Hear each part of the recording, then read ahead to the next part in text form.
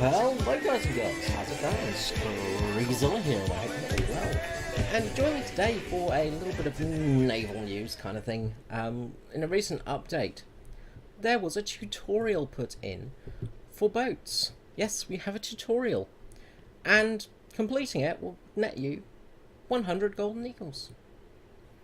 Pretty handy. So, not done it yet. We're going to start and see how it goes. So, this was something people were crying out for a long time, is an actual tutorial. So now we actually have one. So we'll see how good it is.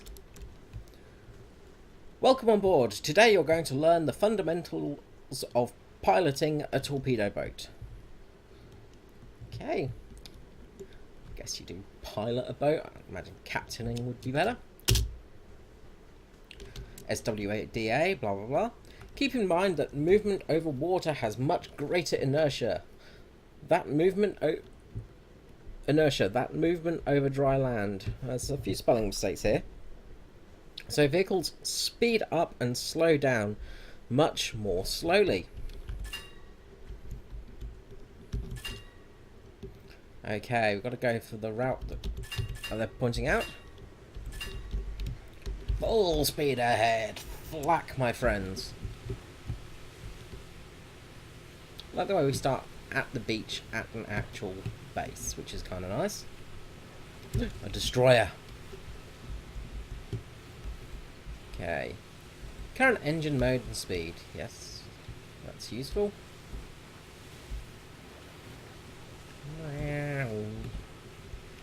Okay. So, what have we got up ahead? Looks like a Z20.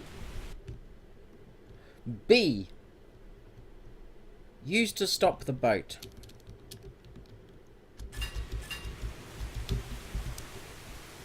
Wait for the boat to come to a full stop.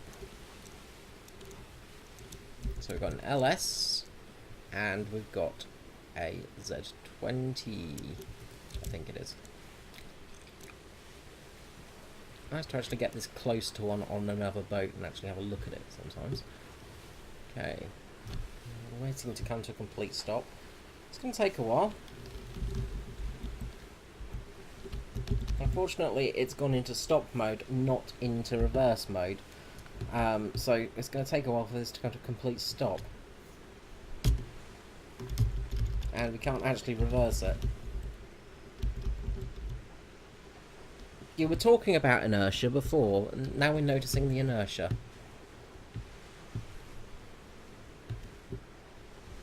Yep, we're slowing down. Coming to a complete stop eventually. It will take us a while though. We're travelling at some speed. Right, so there's a few issues. We can't move the boat at the moment either, so we've just got to wait for it to float and stop. And there's another S-boat over there. Not S-boat, LS even. Well, eventually we'll come to a complete halt. I mean, the tide would be moving us realistically, so there's that. So we are stopping, honestly. Okay, there we go. This is your first target, a boat. Something. There are a few indicators on the screen, including cursor showing the firing direction and turret markers, showing the point at which the ship's weapons are aimed. So that grey marker shows the weapon in the indicated sectors is inactive. Weapon marker. The white shows that the weapon can fire in indicated direction. Cursor indicator, the green one. The boat's weapons cannot be controlled directly. You use the cursor to indicate the firing direction. The artillery gunners will then try to aim their guns in that exact direction. However, keep in mind that it takes time to rotate the turret. Moreover, some of the boat's guns may not be able to reach the indicated direction on or height. Okay. Take a few shots at the training target. There we go. Nice big hit. Hit camera. Here you can see exactly which part of the enemy vehicle was struck by your shells. The enemy's remaining crew members. A fully darkened ship compartment means that all crew members in that compartment have been disabled.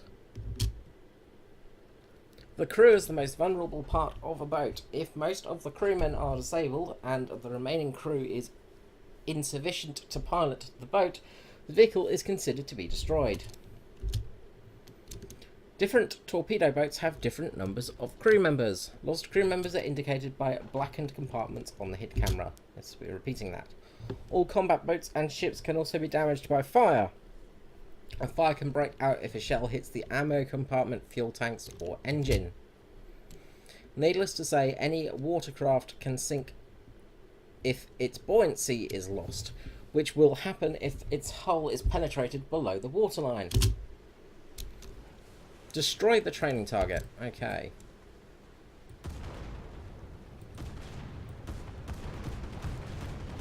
Done. Knocked out. There we go. Nicely done.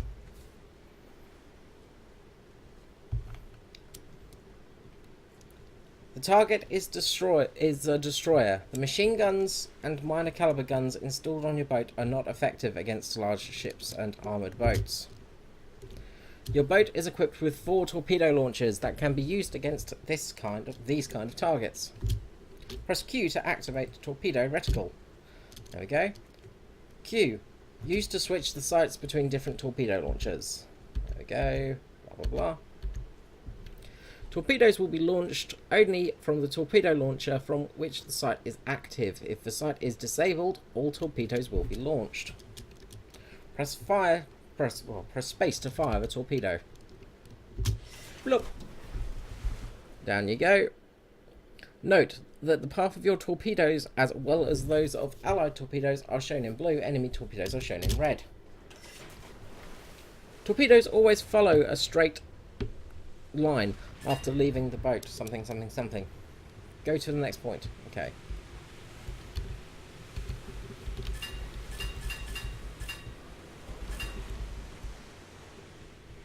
And round and round and round we go. Hopefully. Maybe.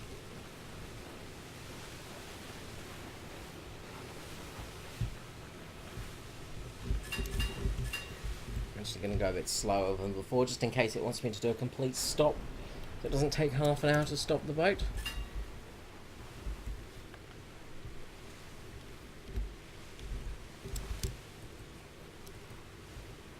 Round and round we go. So we've got torpedo targeting and gun targeting.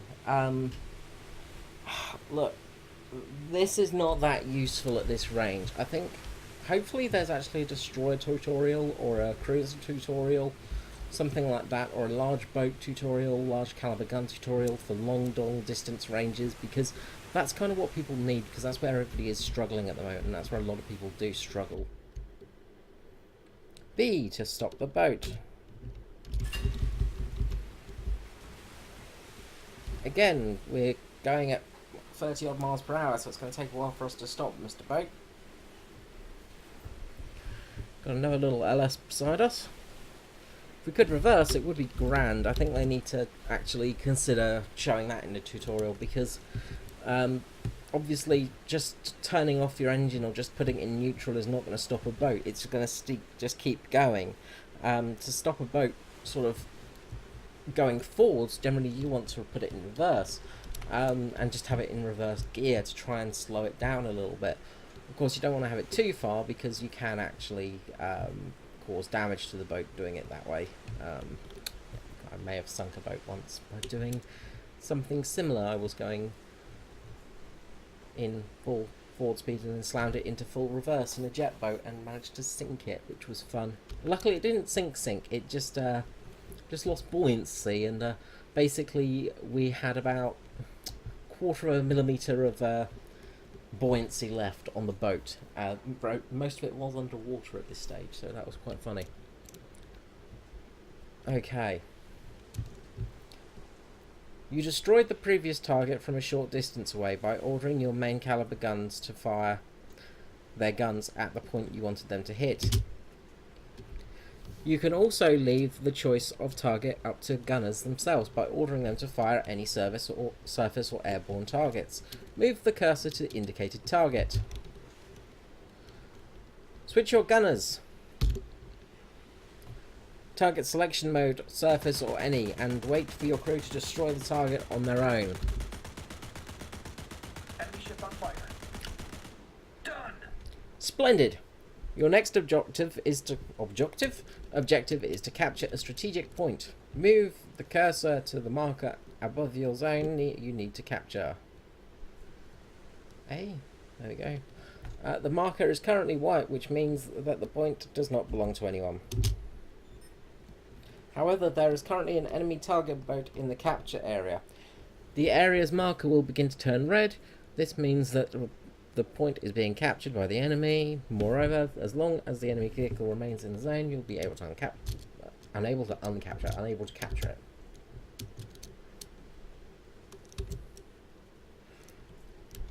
When you were firing at the previous target, you probably noticed that your shots didn't start hitting the target right away. That is because your gunners need time to adjust the fire before they hit the target, blah blah blah. Your current target is quite far away, so it'll take longer to hit. However, once your gunners have taken a few trial shots, they will be able to fire accurately at the current target at range.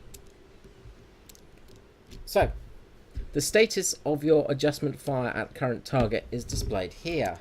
So this is movement, yada yada. Gunners do not account for the target's movement direction and speed, so tracking the target as it moves and firing at its future position is still up to you. Start firing at the target. Ranging shot, there we go.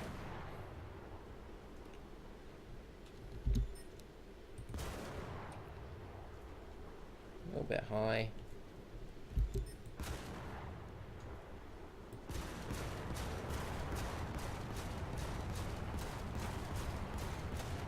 There we go, and that is one dead LS. Should be. There we go. Excellent, target destroyed. Now you can capture the strategic strategic point. Move to the capture zone. Boat. Forwards. Onwards, mighty boat. Onwards, and we will drink Baileys from a shoe, my mighty boat. To be glorious. Magnificent. Splendiferous. I imagine we're going to do air targets next. What do you reckon?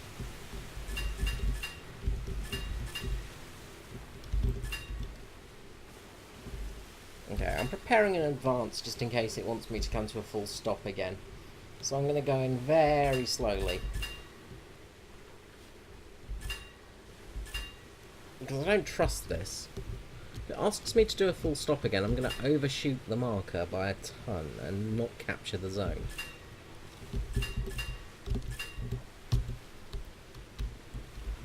Go. Getting close, we're getting close, we're getting close. We'll creep forwards very slowly, just in case. Just in case. If it says B again, just come to a complete stop. Which is completely the wrong advice that you'd want to give. B to stop. There we go. Luckily we weren't going full pelt this time. You have arrived at the capture zone. The borders of the zone are marked with buoys. Now just wait for the zone to be captured. Wait for the zone to be captured. Capturing the zone. Unfortunately, we are floating backwards slightly. Turn to the capture zone.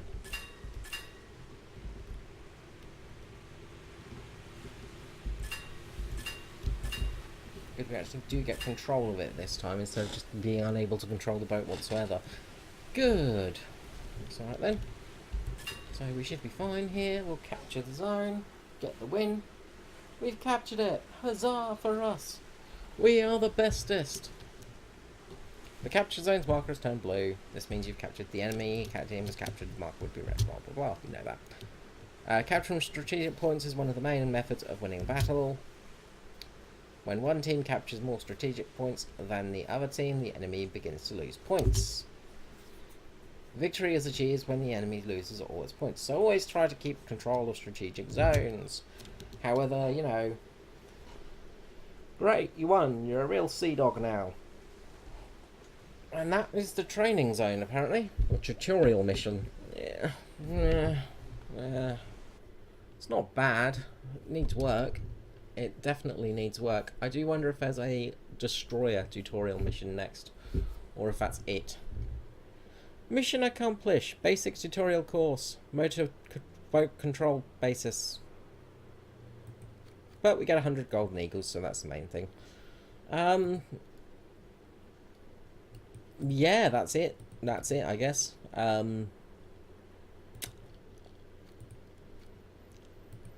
That's the tutorial. Look, it's 100 golden eagles for free. I'd do it. It's well worth it. It doesn't really give you much information, though. Nothing really that's useful to anyone. You could play the game for maybe an arcade for a couple of battles, and you'd work that all out.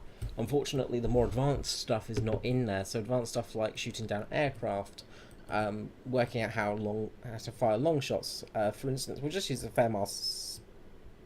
Do I want to use that? No, I don't. I want to use something with a big gun. I'm going to use the Flowers class, because I like the Flower class, because it is a beautiful boat. I'll just test sail in this, and I'll actually give you some proper tips. Because that tutorial is pretty naff. As I said, there's a few spelling mistakes, stuff like that in there, which is not great. We'll just turn this off everything. So, with large guns, so this is a large caliber gun, so a big heavy gun. So, what you want to do is you want to aim at your target, use the whatever button it is. You'll get an automatic rangefinder. Have your ranging shot. So if you go into controls, you can set ranging shots whatever you want. I've got it as middle mouse button. So you can actually get that to hit the target, and it will give you slightly better distance measurements, basically. So away it goes. We're using shrapnel shells at the moment. Threat in the air. When that hits, okay, that hit directly. That's good. So we now know where our ranging is. So we've also got the shrapnel shells, self-destroying. So these are actually quite useful for they're designed somewhat for planes, but self-destroying shells, so radio fuse shells, things like that, are mainly useful for little boats because they destroy themselves near the boat. So if we fire at this LS over there, we completely miss it. Completely miss it again. We're not doing good here, actually. If we get close to it, or if we hit it, we're going to cause a massive amount of damage to its crew, and we're going to take out a lot of its crew members. And that's the main thing for these shrapnel shells. They're very good for lightly armoured boats. They're going to do a lot of damage there. HE shells will cause a lot of explosive damage, but shrapnel shells, I think, are some of the best shells, especially for dealing with smaller boats, because you do just damage the crew members so much. So if we shoot at this this S-boat, for instance, we shoot at the cabin there, we're going to take out the captain and the whole bridge crew. We've also taken out torpedoes as well. You just do a lot of damage. If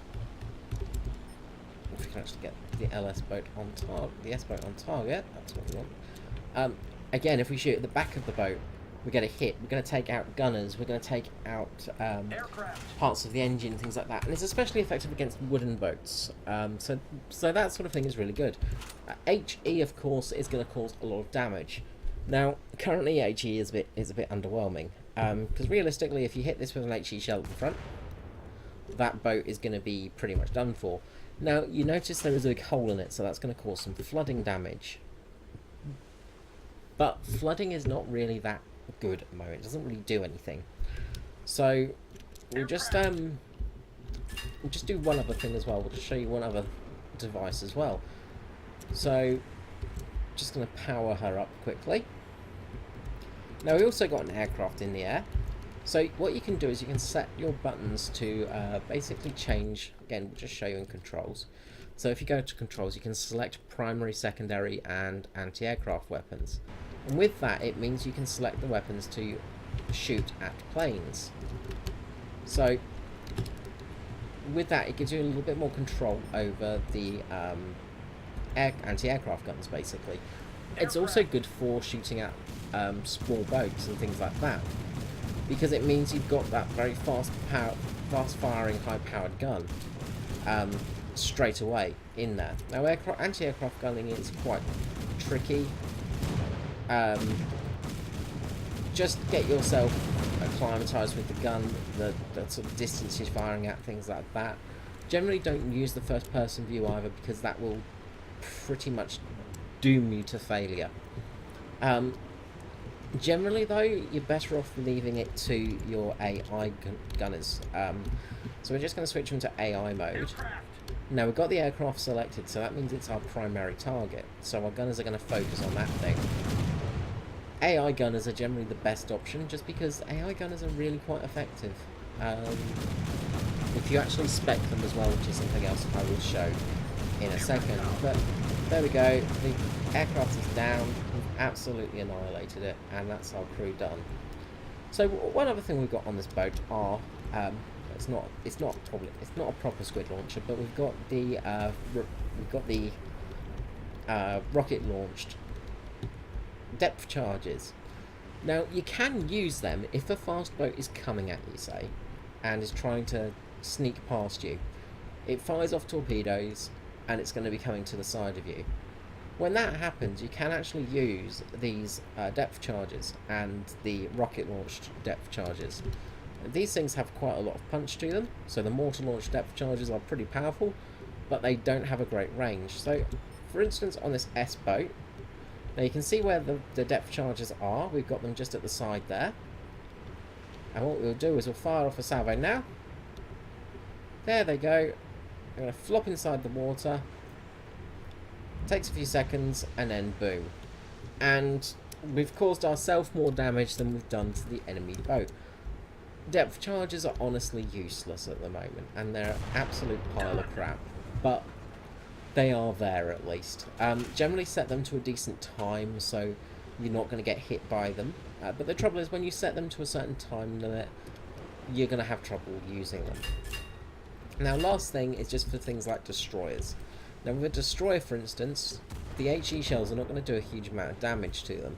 You will do a little bit of damage to them, but you're generally going to be better off using AP for these sort of 100mm sort of minus guns. Just because when you're plunging at them, things like that, you just want to go through the deck and cause a bit more damage. So, as you see, we're just going to do minimal damage there. One thing you can do, though, is if you are using, say, the shrapnel rounds, is you can do damage to the crew members. And again, you know, damaging crew members is a good way of taking down a ship and causing it issues. So things like that are very useful. As you see, we're going to get some good hits here, hopefully. And if we get hits on the deck, we should take out quite a lot of crew members. We've just taken down, I think, about 4% there. 3 or 4%. And as you can see, we're just eating away at the crew members. So I'm just going to head back to the hangar now.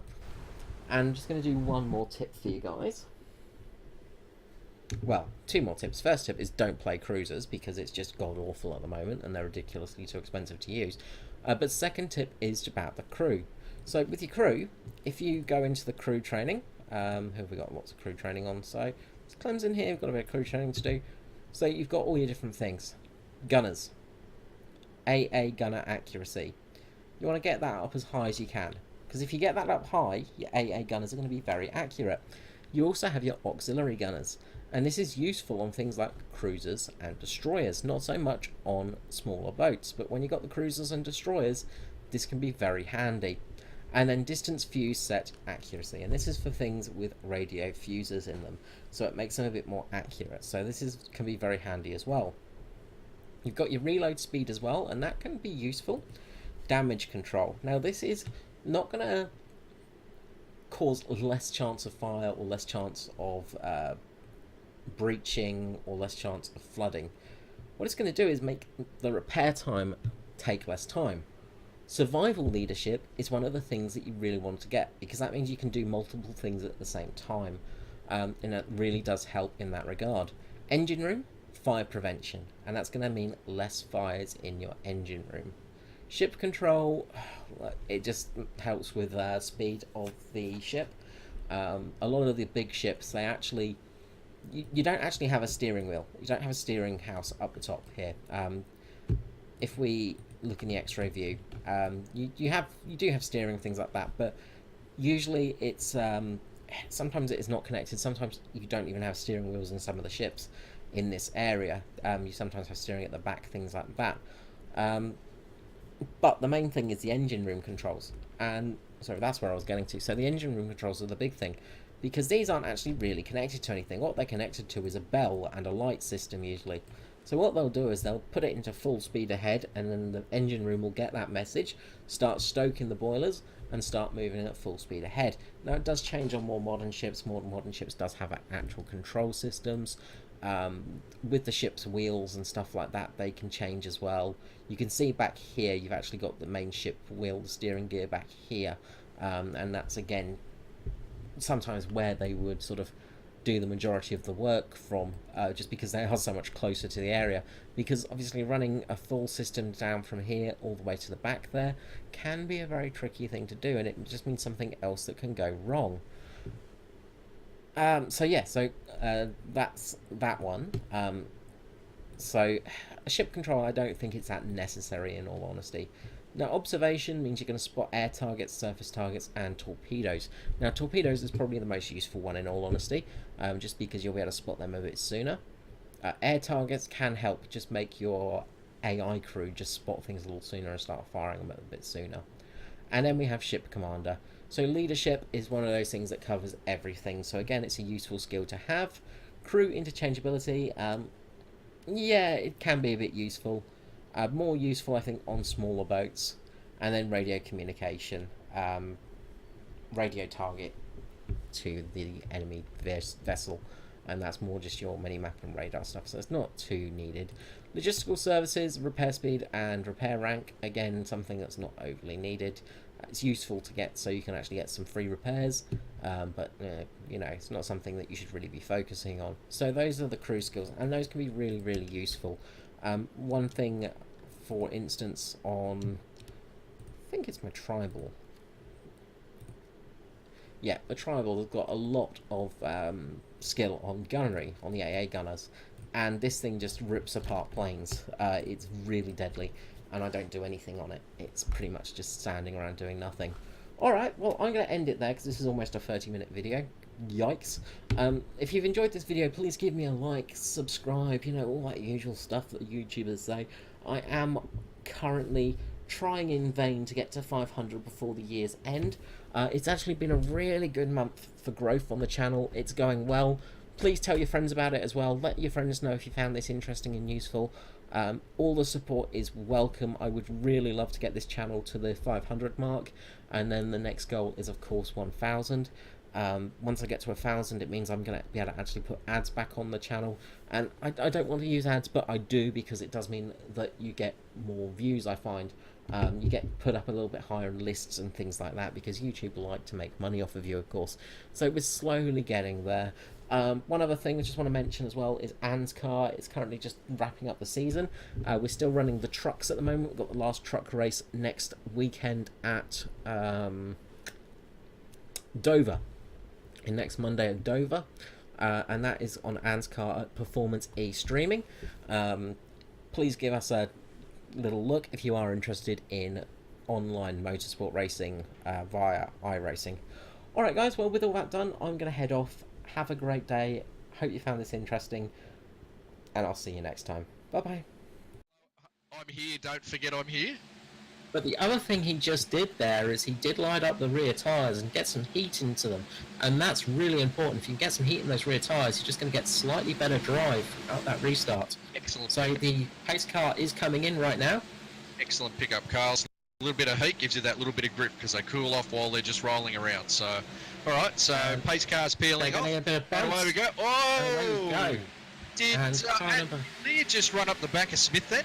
Yeah, actually Leah just ran up the back of Smith, just ran straight into the back, and and Smith's just gone down. Martin is going around. Jason Martin's gone around. Jason Martin has gone around into the back. And it's huge crash. Massive a massive